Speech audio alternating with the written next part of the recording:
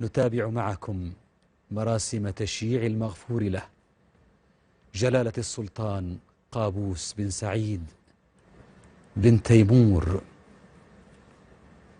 غفر الله له ورحمه.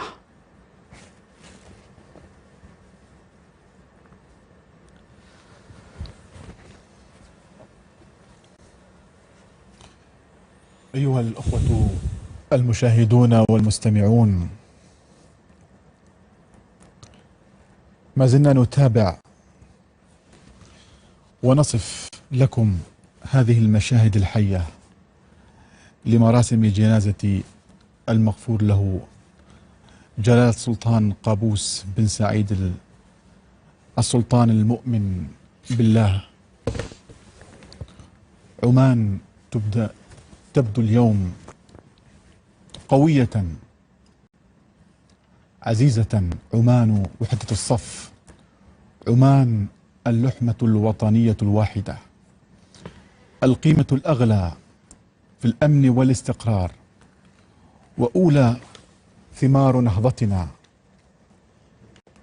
نجح السلطان قابوس في توحيد العمانيين تحت راية الوطن، فجمع الشتات ودعا الجميع للبناء، فلبوا النداء، ولذلك نجحت البلاد واستبدلت الليل المعتم بوجه مشرق وحيوي. ووضع الأب القائد والمؤسس القواعد السليمة لانعاش الاقتصاد الوطني وإطلاق حركة التنمية والبناء في البلاد من خلال عدد لا حصر له من المشروعات الوطنية الكبرى.